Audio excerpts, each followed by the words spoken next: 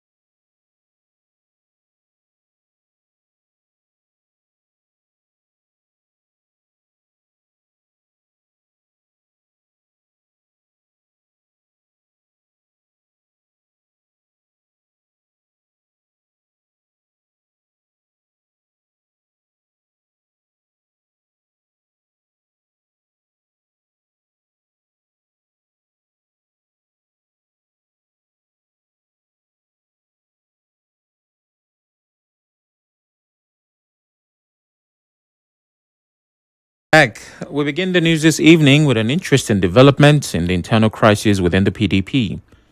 The Yeson Wike-led faction of the PDP has expelled governors Sheyi Makinde, Bala Mohammed, Dauda Lawal, BOT chairman Senator Adolphus Wabara, Senator Kabiru Tanimu Turaki, and Deputy National Chairman South Taufik Arakbaja, amongst others. The faction also dissolved state executive councils in Bauchi, Oyo, Zamfara, Yobe, Lagos, Edo, and Ekiti. Factional acting national chairman Mohammed Abdurrahman says the expulsions were due to members' disregard for court judgments, which had brought disrepute to the party. Factional national secretary Samuel Anyanwu read the communique from the 103rd NEC meeting at the Abuja Secretariat on Tuesday.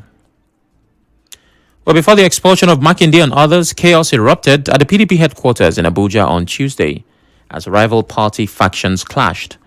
Police fired tear gas to disperse crowds when Governor Sheyi Makinde, Bala Mohammed, and the Turaki-led executive tried to enter Wadata Plaza, facing resistance from supporters of Samuel Anyanwu's faction. Each faction claims authentic leadership of the party. They were both supposed to hold separate meetings at the same location.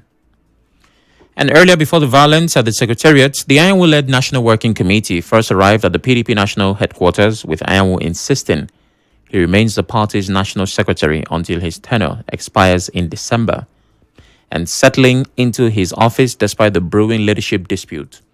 When asked whether he invited the security operatives who had barricaded major sections outside the premises, Anyanwu confirmed that he did. He explained that it is the PDP's usual practice to call in security personnel whenever a meeting of such magnitude is scheduled in order to maintain law and order. The truth of the matter is that we're elected for 4 years and our tenure will elapse on the 8th of December. And if by 8th of December there's any convention or whatever, my tenure runs off, I will leave. I'm not a permanent secretary. In the meantime, PDP has postponed its National Working Committee meeting due to violence. Turaki, with Governors Makinde and Mohammed, emphasized the party's commitment to peace. The factional national chairman spoke to journalists after the chaos. National Working Committee who have also come here to show solidarity with us. We in PDP are a peace-loving people. We want peace to reign because we want to take over governance in this country. And away from the crisis, 44 federal lawmakers from both northern and southern Nigeria, under the group Concerned Federal Lawmakers, have written to President Bola Tinubu urging him to release Nnamdi Kanu. In a two-page letter and resolution, they are calling on the president to use his constitutional powers to free Kanu and convene an all-inclusive political roundtable to address national challenges. The lawmakers are also asking the Attorney General of the Federation to exercise his authority to discontinue Kanu's prosecution. They argue that ending the prosecution and initiating dialogue will allow the matter to be resolved through political means and help achieve lasting peace. The letter was signed by lawmakers including Ikenga Ugochinyere, Obi Agwocha, Peter Akpanke, Mudashiru Lukman, Anthony Adebayo Adepoju, and others. To security concerns, the Christian Association of Nigeria is insisting that Christians are facing genocide in the country. CAN President Archbishop Daniel Oko, speaking at the association's fourth quarterly National Executive Council meeting in Jos, highlights the suffering, persecution, and insecurity Christians have endured, especially in northern Nigeria and the Middle Belt. Oko emphasizes CAN's solidarity with affected communities, citing a recent visit to Bokos, where he met displaced Christians, prayed with them, and provided relief. He's calling on the federal government and international community to act decisively to stop violence, ensure justice, and protect vulnerable communities. In the meantime, the Chief of Army Staff, Lieutenant General Waidi Shaibu, has directed troops of Operation Fansai Yama to intensify efforts to secure the release of students abducted from Government Girls Comprehensive Senior Secondary School, MAGA, in Danko Wasagu local government area of Kebbi State. The COAS gave the directive on Monday during an operational tour of Kebbi State. Addressing frontline commanders and troops, General Shaibu charged them to conduct intelligence-driven operations and maintain relentless day and night pursuits of the abductors. Meanwhile, security expert Jackson Ojo has criticized the Department of State Services for not acting on intelligence that could have stopped Monday's deadly attack on Government Girls Comprehensive Secondary School, MAGA, in Danko Wasagu local government area. Speaking to correspondent Emeka Otuka, Ojo says protecting lives and property should not be left to the army and police alone. He adds that it is not enough for the DSS to raise an alarm without taking action, and suggests there may be compromises among security agencies fighting insurgents. Not that the DSS raise alarm for who to do what. The alarm they raise now has no effect, has no impact in securing the school we are talking about. This is so sad. If Nigeria government is proactive, I don't think it will be easy for security flashpoint, Kebbi State. Children to be abducted, definitely there are some saboteurs. It could be internal saboteurs because some of the officers may have sympathy for these terrorists for religious reasons. Ojo adds that the worsening security in the Northeast recently seems to support past comments by U.S. President Donald Trump about Nigeria. He's accusing the current administration of failing to match words with action, and is also urging the president to declare a state of emergency in the region without suspending democratic institutions to prevent possible foreign military intervention. I am advising Mr. President and the government to forget about anything politics now. Nigeria is becoming ungovernable. Nigeria is becoming an unsafe territory. They should be up and doing. Mr. President, who is the commander-in-chief, to militarize China Northeast and Northwest. To Lord Commander Elder recently said they should declare state of emergency. To militarize, to police the entire northern Nigeria. To stop this menace is becoming one too many. It's becoming too embarrassing. Nigeria is becoming a laughing stock in the Committee of Nations. He also condemned the killing of Brigadier General M. Uba by Islamic State West Africa Province fighters on Monday. Recall that Kebbi State Governor Idris had expressed anger that security operatives failed to act on what he described as credible alerts issued by the Department of State Services DSS ahead of the attack. In other news, wife of the president, Senator Oluremi Tinubu, says it is time for women to take the lead in politics. Speaking at the Rivers State APC Women's Summit in Port Harcourt, Senator Tinubu, represented by APC women leader Dr. Mary Alie Idele, is calling for the passage of the Constitution Alteration Bill to increase women's representation in politics. The time for stepping back is gone. Our joyous days have come. We must be more politically active, not as spectators, but as participants, not as followers, but as leaders, not as dividing 6 years of Ankara, but making our voice heard in the matters of affairs as it concerns us. Our voice matters in every ward. Our voice matters in every local government. Our voice matters in every constituency. Your voice matters in every election. When women move, the nation rises. Also speaking, former Rivers State Commissioner for Social Welfare and Rehabilitation, Inime Aguma, spoke on the theme, the effectiveness of women in politics, and highlighted the benefits of having women in positions of power. Social protection and child welfare. And you see, with women representation, the indices of caregiving for health, education, clean water are higher. These are not coincidences. They are the natural results of bringing women's perspectives, wisdom, and lived experiences into decision making. On his part, the chairman of Rivers State APC, Tony Okocha, praised women for their contributions to politics and societal development.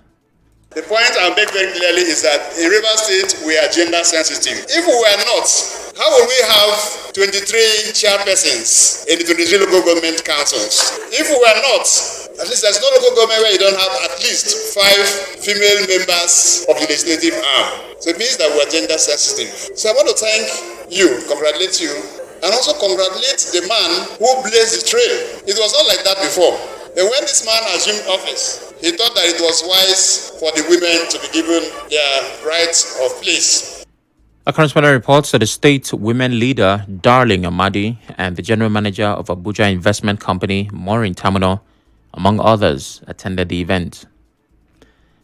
When we return from the break, we have fresh updates on the fire incident at Captain Elechi Amadi Polytechnic that claimed the lives of 2 children. Stay tuned.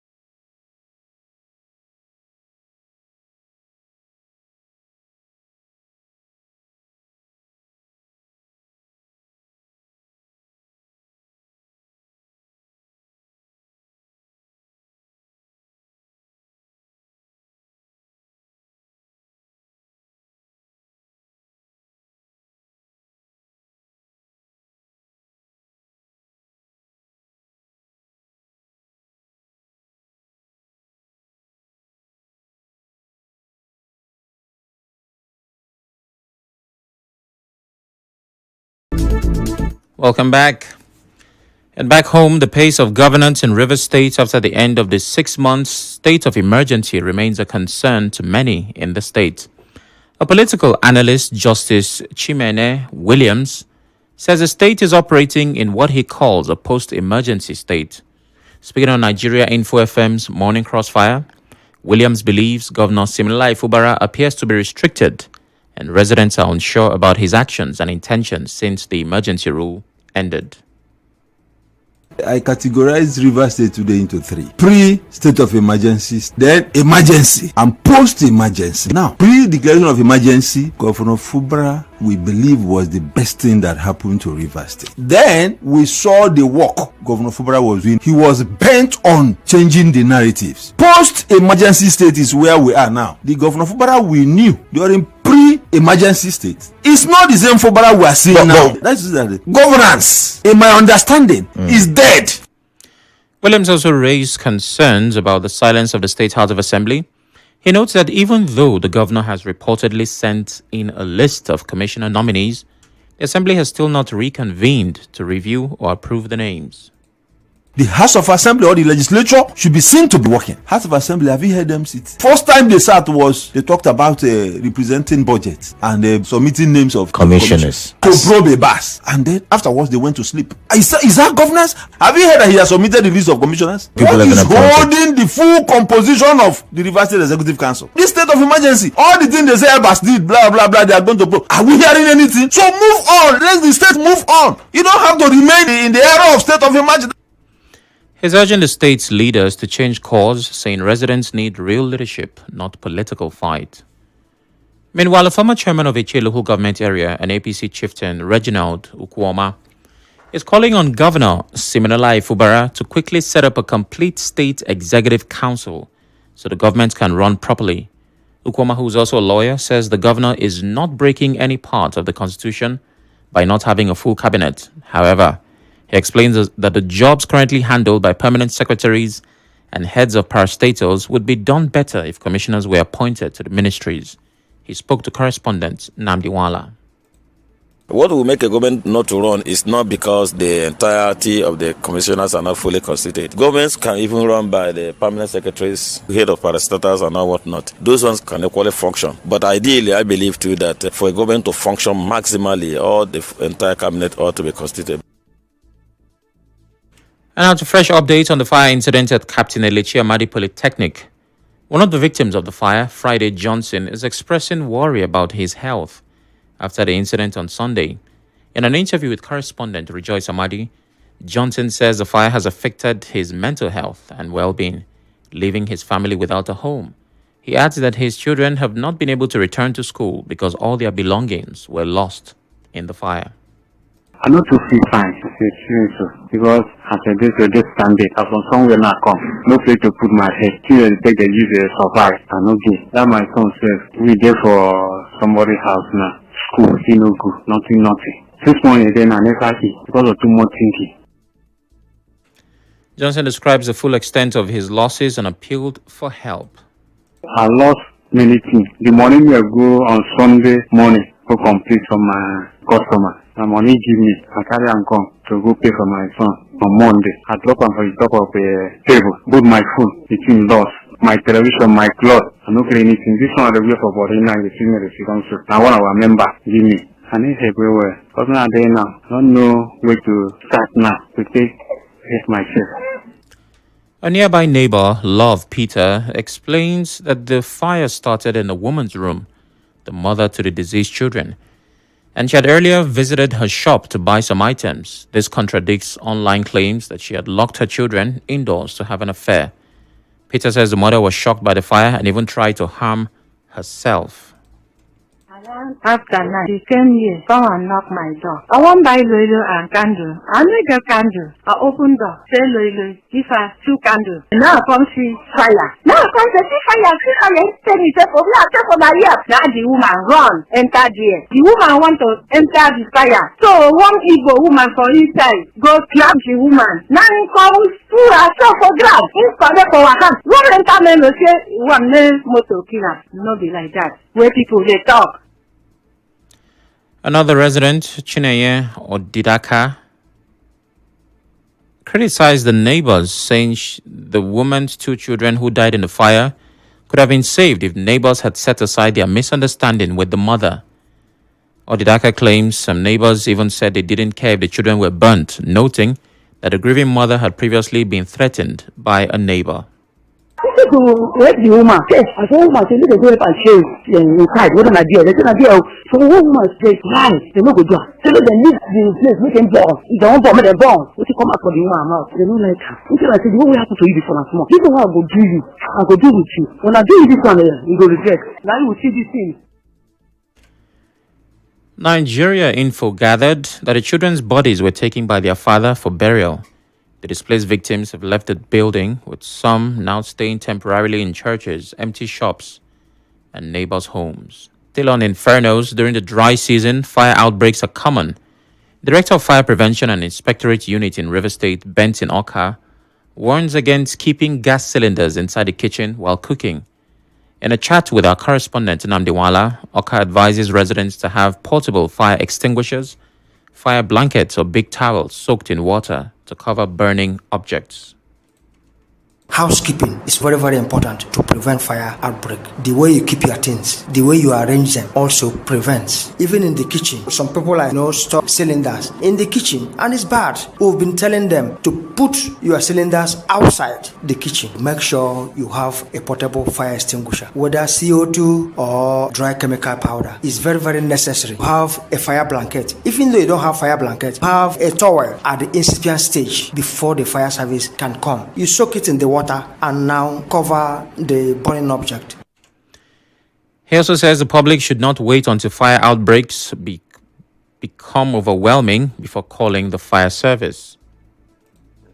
If you see that fire has gotten your place, what you will do is that do as you can. Use the portable fire extinguishers, and while you are using it, other people will be calling fire service. Not when the fire have gone out of hand, you start to call fire service. It's out of place. Immediately you see fire, no matter how small it is, start calling fire service. We are prompt to actions at any time, morning, afternoon, and night.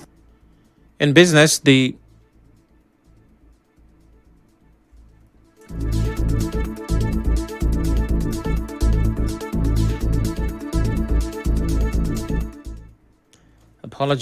INEC Chairman Joash Amupitan says the bimodal voter accreditation system has stopped identity theft in Nigerian elections. Speaking at the Digital Nigeria International Conference in Abuja, he called BVAS a foolproof system for verifying voters. Amupitan highlighted data from the recent Anambra governorship election to support his statement. The news continues after the break.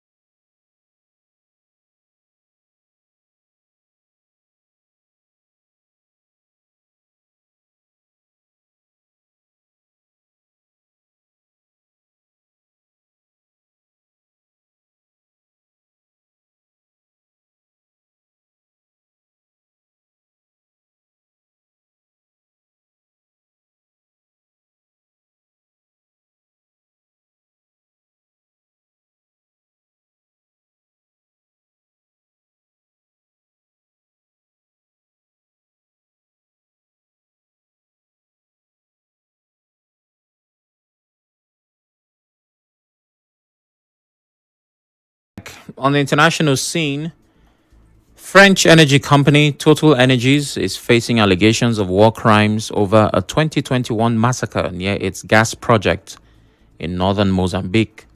A human rights group claims local security forces tortured and executed dozens of civilians at the facility. Total Energies denies responsibility, saying the troops were government security forces outside its control.